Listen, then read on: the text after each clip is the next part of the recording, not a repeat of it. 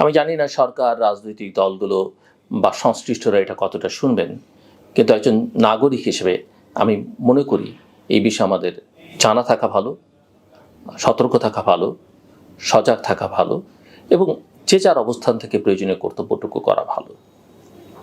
শুরুতেই আমি সরকারকে একটা ধন্যবাদ জানাতে চাই। অনেকেরই ধারণা যে আমি কেবলমাত্র নেতিবাচক কথাবার্তা বলি, ভালো কিছু দেখি না। তবে পরে যে কথাগুলো বলবো সেটা অত্যন্ত গুরুত্বপূর্ণ এবং সেটার সঙ্গে এই যে ধন্যবাদ জানাচ্ছি তারও একটা পরোক্ষ সম্পর্ক থাকতে পারে, যদিও সব কিছুকে নেগেটিভলি দেখবার কোনো প্রয়োজনীয়তা নেই বা দরকারও নেই। ধন্যবাদটা এই কারণে যে এবার রমজানের দ্রব্যমূল্যের যে ঊর্ধ্বগতি সেটা সরকার রোধ করতে দিতে পেরেছে এবং সম্ভবত গত কয়েক বছরের মধ্যে এবার রমজান মাসে নিত্য প্রয়োজনীয় দ্রব্যমূল্য সবচেয়ে কম। রোজার আগে এটা নিয়ে আতঙ্কে ছিলাম আমি নিজেও এটা নিয়ে কথা বলেছি। মানুষের মধ্যে নানা অস্বস্তি ছিল, মানুষ অতিষ্ঠ ছিল, কিন্তু রমজানে যে কোনোভাবেই হোক, অনেকে এটাকে মিরাকল বলেন, যে সরকার পুরো জিনিসটাকে অত্যন্ত নিয়ন্ত্রণের মধ্যে নিয়ে এসছে। চাইলে যে পারা যায় এটা তার একটা উদাহরণ। এর সঙ্গে অন্য কিছু সম্পর্ক আছে কিনা, নতুন করে আস্থা অর্জন করবার বিশেষ কোনো চেষ্টা আছে কিনা সেটা অন্য বিষয়, কিন্তু মূল কথা আমরা মানুষ, নাগরিকরা বাজারে গিয়ে খুব একটা কষ্ট পেতে হচ্ছে না। আমি এই জন্যে সরকারকে ধন্যবাদ জানাতে চাই। এবার আসুন আমার সতর্ক বার্তাগুলো কি। আমি যেটা লক্ষ্য করছি বা আমি যেটা বুঝতে পারছি বা আমার নানান সোর্স যেসব ইনফরমেশন আমাকে প্রোভাইড করে বা আমি যেগুলো কালেক্ট করি সেগুলো অ্যানালাইসিস করলে যা দাঁড়াচ্ছে সেটি আমি আপনাদেরকে বলতে চাই। আমি মনে করি একজন সাংবাদিক হিসেবে সেটাই আমার কাজ। আমি যা বলবো সব হবে এমনটা মনে করবার কোনো কারণ নেই, আবার হবে না সেটা মনে করবারও কোনো কারণ নেই, এবং কোনোটা যে সময়টাতে বলবো সেই সময়টাতে না হলেও পরবর্তীতে যা হবে না নিকট ভবিষ্যতে বা একটু মধ্যবর্তী ভবিষ্যতে বা দূর ভবিষ্যতে সেটা বলা যাবে না, কিন্তু বিষয়গুলো প্রণিধানযোগ্য। আমার মোটামুটিভাবে ধারণা হচ্ছে যে সরকারের মধ্যে অনেকগুলো গ্রুপ আছে আমরা জানি, কিন্তু মূল প্রবণতা যেটা এবং সবাইকে বিলিয়ে সবার সিদ্ধান্ত যেটা এক জায়গায় যদি করি আমরা, তাহলে এই সরকার যদিও তারা বলছে 25শে ডিসেম্বর, 26শে মার্চ, 26শে জুন এইরকম এক ধরনের খেলাধুলার মধ্যে আছে তারা, কিন্তু আমার ধারণা তারা এই সময়ের মধ্যে নির্বাচন দিতে চাইছে না বা চাইবে না, নাও হতে পারে নির্বাচন। তাদের একটা চেষ্টা থাকবে 3-4 বছর ক্ষমতাটাকে দীর্ঘায়িত করবার। এটা মোটামুটিভাবে আমার কাছে পরিষ্কার। এখন যদি নির্বাচনটা হয়ে যায় 25শে, তাহলে কি আপনি বলবেন আমি ভুল বলেছি? আপনি বলতে পারেন, কিন্তু আমার যুক্তি থাকবে যে নির্বাচনটা যদি 25শে করতে হয় তাহলে রাজনৈতিক দলগুলোর বা নাগরিকদের মধ্যে যারা নির্বাচন চাইছেন তাদের সরকারকে ব্যাপক চাপ প্রয়োগ করতে হবে। একটা আন্দোলন সংগ্রাম ছাড়া নির্বাচন 25শে ডিসেম্বরে হচ্ছে না। দ্বিতীয়ত যেটা আমার ধারণা সেটা হচ্ছে যে সরকারি যে সংবিধান সংশোধন করা নিয়ে অনেক কথাবার্তা হয়েছে, কমিশন হয়েছে, জাতীয় ঐকমত্য কমিশন হচ্ছে, সরকার আসলে সংবিধানের এখন বলা হচ্ছে গণপরিষদ নির্বাচন আগে, সংসদ নির্বাচন পরে, কিন্তু মূল কথা হচ্ছে গণপরিষদ নির্বাচন করে হোক আর অধ্যাদেশ দিয়ে হোক, সরকার তার মতো করে সংবিধানটা পরিবর্তন করতে চাইবে এবং এই বিষয়ে আমার ধারণা তারা মোটামুটিভাবে একটা স্থির সিদ্ধান্তে পৌঁছেছে বা এই চেষ্টাটা তাদের মধ্যে প্রবল হবে। যদি না হয় সেটাও আসলে জনতার চাপে, রাজনৈতিক দলগুলোর চাপে না হতে পারে, কিন্তু লক্ষণ যেটা যে সেই চাপ প্রয়োগ করবার মতো কোনো লক্ষণ আমি দেখতে পাচ্ছি না রাজনৈতিক দলগুলো, বিশেষ করে ক্রিয়াশীল বড় রাজনৈতিক দলগুলোর মধ্যে। তাদের মধ্যে নিজেদের মধ্যে ইতিমধ্যে নানা রকমের বিবাদ আছে, কিন্তু প্রধান যে শক্তি রাজনৈতিক দল বাংলাদেশ জাতীয়তাবাদী দল যে কোনো কারণেই হোক, তারা খানিকটা দ্বিধাগ্রস্ত। এটা বললে বোধহয় খুব অত্যুক্তি হবে না যে 15 বছরের শেখ হাসিনার আমলের নিপীড়ন নিষ্পেষণের ফলে তাদের মধ্যে যে ভয় ঢুকে গেছে মনের মধ্যে, সেই ভয় থেকে, সেই ট্রমা থেকে তারা বেরোতে পারছে না। কাজেই সেই ভয়টা তাদের মধ্যে সবসময়, ওই যে গুটিসুটি মেরে থাকা বা চুপসে থাকা, সেখান থেকে বিএনপি আর বেরোতে পারছে না। যদিও তাদের ব্যাপক জনসমর্থন রয়েছে, সংগঠন হিসেবে একটা বড় সংগঠন, অভিজ্ঞ নেতারা আছে, অনেক তরুণ শক্তি তাদের আছে, কিন্তু সেই ভয়ের একটা খোলস ঠিক যার মধ্যে তারা আটকে ছিল, সেখান থেকে তারা বেরোতে পারছে না। সাম্প্রতিককালে সোশ্যাল মিডিয়াতে আপনারা লক্ষ্য করবেন যে একটা খবর, বিএনপি তার 3 জন মহাসচিব এখন নিয়োগ করবে। বর্তমান মহাসচিবকে সরিয়ে, বা এর জন্য আমি যতদূর বুঝিতে যাদের গঠনতন্ত্রে পরিবর্তন আনতে হবে। যদিও বিশ্বে এরকম নজির আছে, কংগ্রেসও একসময়, ভারতীয় কংগ্রেসের একসময় 4 জন সাধারণ সম্পাদক ছিল, বিএনপি এটা করবেন।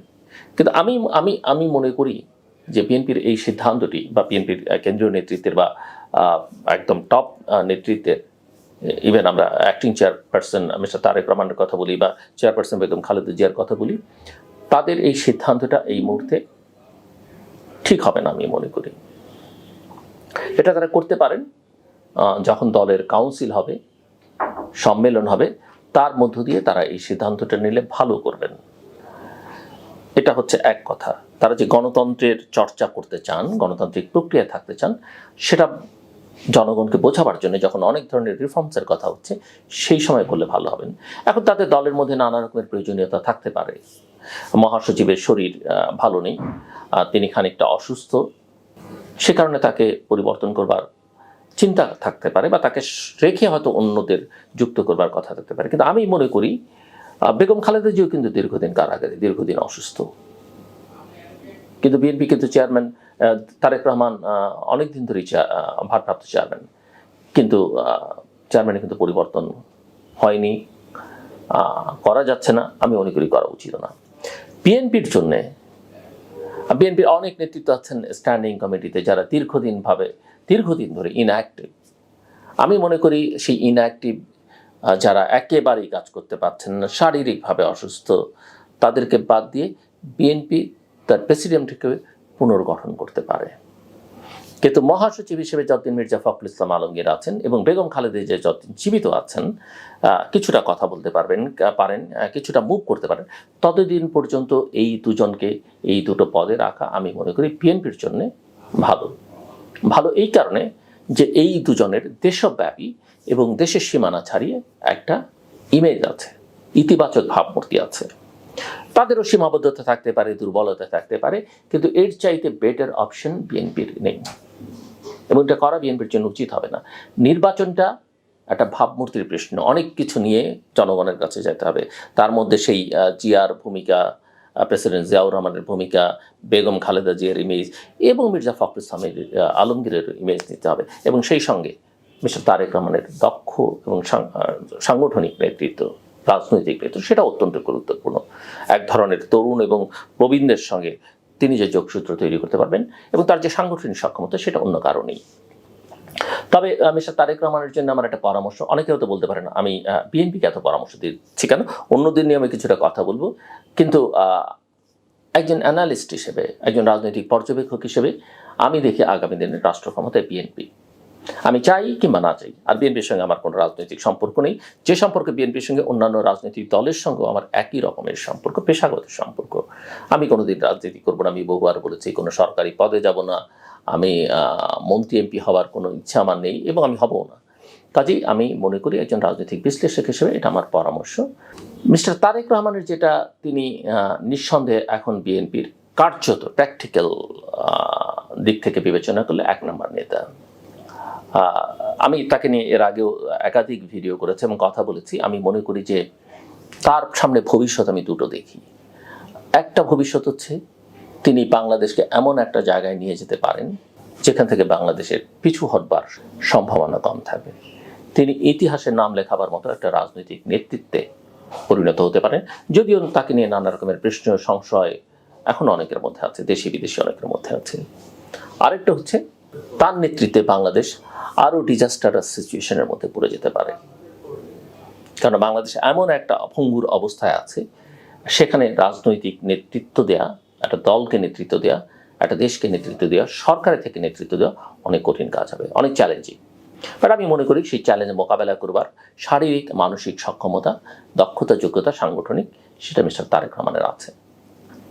তবে তাকে যেটা করতে হবে, আমরা জানি যে তিনি দল হিসেবে বিএনপিকে একেবারে তৃণমূল পর্যায়েও যোগাযোগ করছেন, যেমনটা শেখ হাসিনা একেবারে প্রশাসনিক ওসি লেভেল পর্যন্ত থানার যোগাযোগ রাখতেন, একেবারে দরকার মনে করলে সিনিয়র অ্যাসিস্ট্যান্ট সেক্রেটারি লেভেলে যোগাযোগ রাখতেন, দরকার পড়লে তিনি কর্নেল মেজর লেভেলে যোগাযোগ রাখতেন। এটা আসলে ভালো নেতৃত্বের লক্ষণ নয়। তিনি থাকবেন সবার উপরে, সব বিতর্কের ঊর্ধ্বে, বিভিন্ন র্যাঙ্ক অ্যান্ড ফাইলে তাকে নিয়ে যেন কোনো আলোচনা সমালোচনা না হয়, এমন একটা নেতৃত্বের জায়গা থেকে দলটাকে মিস্টার রহমানকে পরিচালনা করতে হবে। এবং তার জন্য তার একটা ভালো প্রেসিডিয়াম দরকার। তার সেন্ট্রাল কমিটিটা আমি মনে করি পাল্লার একটু ছোট করে ফেলা বা অন্য কোনো নামে অন্য কোনো স্ট্রাকচার দরকার না, এদের নিয়ে 10, 15, 20 জনের একটা টিম থাকতে হবে তার, এবং যারা বেসিক্যালি সৎ, দক্ষ, যোগ্য, শিক্ষিত, পৃথিবীর খোঁজখবর রাখেন, ওয়েল কানেক্টেড, যাদের খুব ভালো নেটওয়ার্ক আছে এবং যাদের এক ধরনের কমান্ডিং ভয়েস থাকবে, অ্যাপ্রোচ থাকবে, এরকম লোকজন তার লাগবে এবং তাদেরকে দিয়ে তিনি আসলে কাজ করাবেন। এই যে দলের মধ্যে যারা সাংগঠনিক নেতৃত্বে থাকবেন, সাংগঠনিক সম্পাদক, মহাসচিব, প্রেসিডেন্ট মেম্বার, ভাইস চেয়ারম্যান, তাদেরকে তিনি সারা দেশের জন্য ব্যবহার করবেন। কিন্তু সব লেভেলে আমি মনে করি জেলা পর্যায়ে, উপজেলা পর্যায়ে, ইউনিয়ন পর্যায়ে তিনি যদি মনোযোগ দেন, তাহলে বাংলাদেশের যে চাহিদা, বাংলাদেশের যে প্রয়োজন বিশ্ব পরিসরে, আমি তো মনে করি বাংলাদেশকে এশিয়ায় একটা সিগনিফিক্যান্ট প্লেয়ার হিসেবে অত্যন্ত গুরুত্বপূর্ণ একটা ভূমিকায় এশিয়ার মধ্যেই বাংলাদেশকে আমরা নিয়ে যেতে পারি আগামী কয়েক বছরের মধ্যে। সাউথ এশিয়া তো বটেই, কিন্তু তার জন্যে যে নেতা দরকার, সেই নেতাকে আসলে অনেক বেশি বহির্মুখী, অনেক বেশি বড় পরিসরে চিন্তা করবে। ছোট ছোট বিষয় নিয়ে চিন্তা করলে তাকে হবে না। সো মিস্টার রহমানের জন্য আমার এটা পরামর্শ। এবং বিএনপির পলিটিক্সটাকে একটা মধ্যপন্থার রাজনীতিতে নিয়ে যেতে হবে, না সেন্টার লেফট, না সেন্টার রাইট, না এক্সট্রিম রাইট, না এক্সট্রিম লেফট, একেবারে মিডল গ্রাউন্ডের পলিটিক্সটা থেকে করতে হবে। আমার ধারণা যে বিএনপি সেটাই করতে চাইছে। বাংলাদেশের স্বার্থ সবার আগে দেখবে এবং democratic values, human rights, rule of law, এই জায়গাগুলোতে জোর দেবে, এমন একটা পলিটিক্স বিএনপিকে আসলে করতে হবে এবং বিএনপির রাজনীতিটা আসলে ঠিক করতে হবে, পরিষ্কার করতে হবে। এবং সবার সঙ্গে বন্ধুত্ব, কারোর সঙ্গে বৈরিতা নেই, সেই জায়গায় বিএনপির থাকলে চলবে না। বাংলাদেশের স্বার্থ যেখানে, সেখানে তার সম্পর্কটা বাড়াতে হবে। বৈদেশিক সম্পর্কের ক্ষেত্রে যেখানে স্বার্থ নেই, মিনিমাম সম্পর্ক রেখে তারা চলবেন। এবং বিএনপিকে আমি মনে করি এই ঈদের পরে নির্বাচনের জন্য জোর চাপ প্রয়োগ করতে হবে সরকারকে। কারণ 25শে ডিসেম্বরের মধ্যে যদি নির্বাচন না হয়, বাংলাদেশের কপালে কি আছে সেটা বলা খুব কঠিন।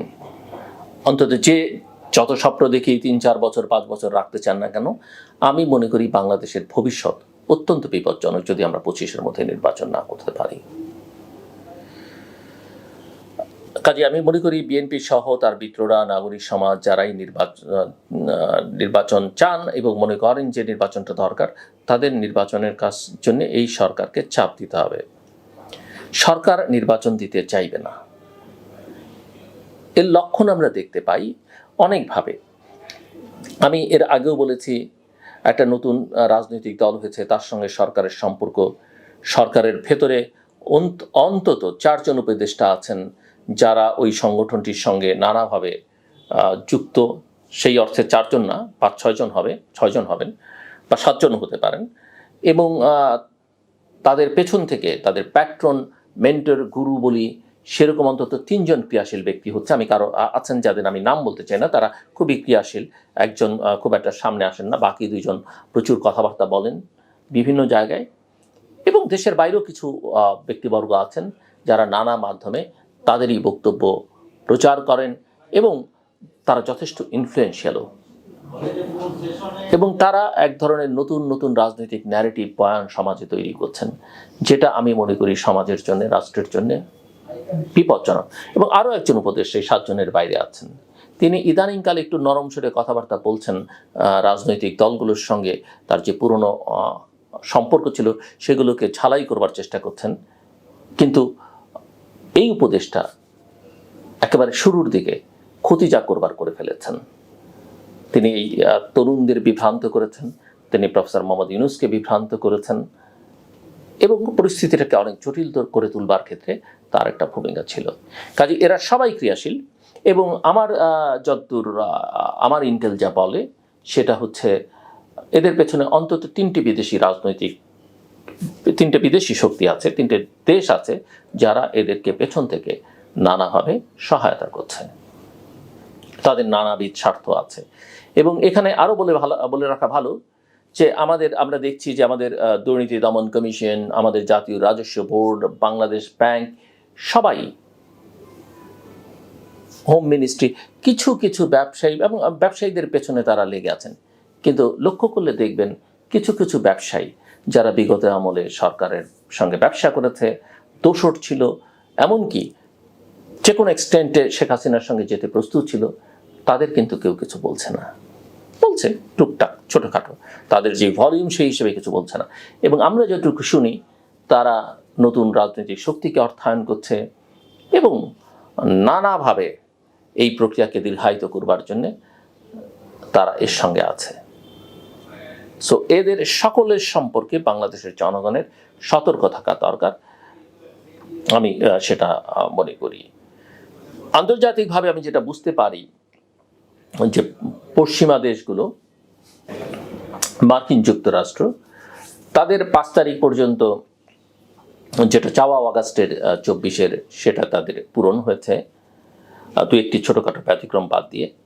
কিন্তু তারাও অনেকখানি বিভ্রান্ত। যুক্তরাষ্ট্র নিজেই টালমাটাল একটা অবস্থার মধ্যে আছে, প্রেসিডেন্ট ট্রাম্পের নানান সিদ্ধান্ত এবং তার যে অপরাপর দেশ সম্পর্কে যে দৃষ্টিভঙ্গি, তাতে করে আমরা এখানেও দেখতে পারি যুক্তরাষ্ট্রের দূতাবাসের কর্মকর্তাদের বা ইউএসএআইডির তারা খুব একটা সামাজিক বিভিন্ন কার্যক্রমের মধ্যে এখন যান না, তারা নিজেরাই জানেন না যে তাদের নিজেদের ভবিষ্যৎ কী। তবে একথা বলে রাখা ভালো, যুক্তরাষ্ট্রকে ছোট করে দেখবার কোনো সুযোগ নেই।